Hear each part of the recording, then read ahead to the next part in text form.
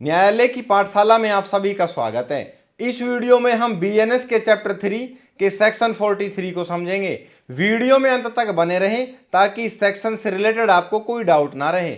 जैसा आपने बॉडी के कॉन्टेक्स्ट में पढ़ा था कि प्राइवेट डिफेंस कब खत्म होता है और कब शुरू होता है, ठीक उसी प्रकार से सेक्शन 43 में आप प्रॉपर्टी के अगेंस्ट प्राइवेट डिफेंस कब शुरू होगा और कब खत्म, इसके बारे में समझेंगे। Section 43 of BNS commencement and continuance of right of private defence of property की बात करता है। इसका मतलब यह हुआ कि संपत्ति की रक्षा करने का अधिकार कब शुरू होता है और कब तक बना रहता है। चलिए इसको सरल शब्दों में समझते हैं। प्रॉपर्टी के अगेंस्ट प्राइवेट डिफेंस तब शुरू होता है जब संपत्ति के लिए खतरे की उचित आशंका हो, अर्थात खतरे का रीजनेबल एप्रीहेंशन होना आवश्यक है, तथा ये राइट कब तक बना रहता है और किन सिचुएशन में शुरू होता है और कब समाप्त होता है। जैसा कि डिस्कस करेंगे उन सिचुएशंस को जो सेक्शन 43 में निर्दिष्ट की गई है। ये अधिकार किन स्थितियों में जारी रहता है और कब समाप्त हो जाता है। तो फर्स्ट सिचुएशन है कि जब आपकी प्रॉपर्टी को वास्तविक खतरे की संभावना हो, तब right of private defence of property use कर सकते हो। इसका मतलब अधिकार लागू हो गया। समझते हैं चोरी के मामले में प्राइवेट डिफेंस।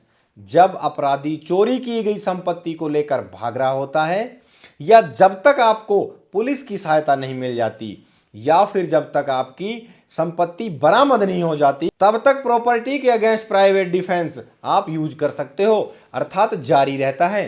क्रिमिनल ट्रेसपास या मिसचीफ के मामले में तब तक जारी रहता है जब तक कि अपराधी उस उपद्रव या दुष्कर्म में लगा होगा, अर्थात जब तक आपराधिक कार्य जारी रहेगा तब तक लागू रहेगा।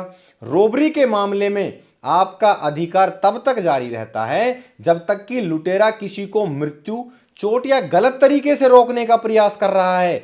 यूं समझे कि जब तक इंस्टेंट फेयर में इंस्टेंट डेथ या इंस्टेंट हर्ट का खतरा बना रहता है, प्राइवेट डिफेंस लागू रहता है।